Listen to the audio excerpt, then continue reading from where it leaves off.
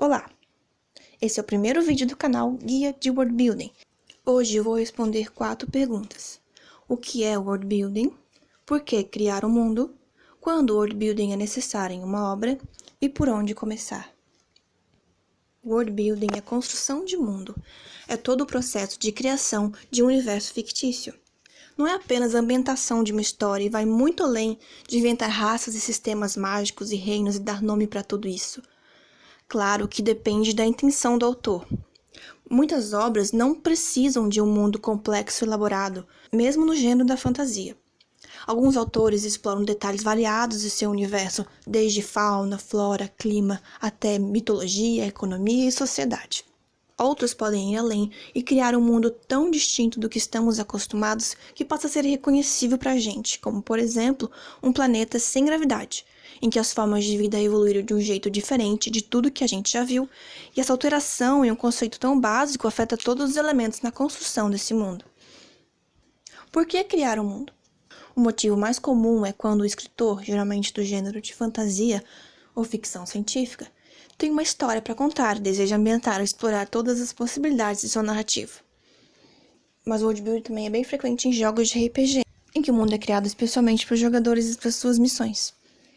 Inclusive, muitos livros surgiram a partir de jogos de RPG, mesmo essa não sendo a intenção inicial.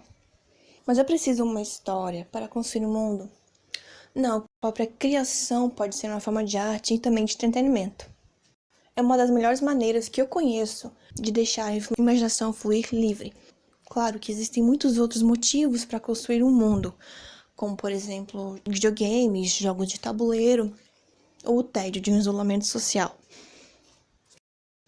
Quando o world building é necessário em uma obra? Não acredito que existe uma resposta correta para essa pergunta e também não se limita a gêneros. É bem comum que escritores de fantasia, geralmente quando estão começando, anseiem por mostrar o seu mundo e seus detalhes. E eles acabam esquecendo que a construção do mundo serve à narrativa e não o contrário. Não tem nada de errado em criar um universo em seus mínimos detalhes, mas ele não precisa estar no texto do livro. É só observar os autores de destaque. A maior parte das informações conhecidas dos seus universos não está em suas obras principais. Tolkien e George Martin, por exemplo, têm livros específicos que exploram seus mundos e personagens históricos. Quando é necessário o worldbuilding em que nível de complexidade, acredito que seja algo que o autor e só o autor tem que decidir. Por onde começar? De modo geral, tem 2 formas. O design fixo, que expande a partir de um ponto, ou o design livre, que cria as bases primeiro. No design fixo, eu me refiro a um início mais modesto, um ponto menor que se expande e vai crescendo organicamente. O autor pode criar uma cidadezinha ou uma vila, e a partir dela criar mais detalhes da sociedade, da história, da geografia, e o mundo vai sendo construído à medida que a história avança.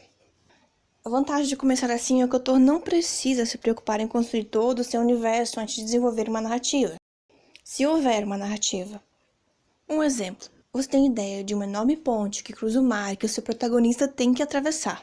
Então, você tem de pensar nos porquês, como uma engenharia reversa. Por que raios construíram essa ponte? Não existem barcos? Aviões? Será que é uma ponte mágica que surgiu por um fim específico? Qual é esse fim? Do que essa ponte foi feita? Que povo a construiu? E assim você expande. No design livre, toda a fundação do mundo, todos os seus principais pilares são estabelecidos antes de qualquer coisa. É a partir dessa imagem geral que o autor explora todas as vertentes e detalha o seu mundo, como se estivesse dando um zoom para observar mais de perto. A vantagem de começar com um panorama geral é a noção de ordem, tornando o mundo mais consistente, mais coeso, com seus pormenores fazendo mais sentido em relação à obra como um todo. Por exemplo, você inventa um mundo todo coberto de água, como um mar sem fim. Então vai ter de pensar nas condições de sobrevivência dos seres e as possíveis sociedades. Eles vivem submersos ou na superfície da água? Eles respiram oxigênio?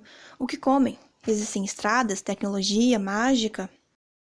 Não tem como falar bem desse assunto em um único vídeo. É por isso que eu criei esse canal, o Guia de World Building. Então dá o like, se inscreve no canal, porque no próximo vídeo eu vou falar sobre mapas.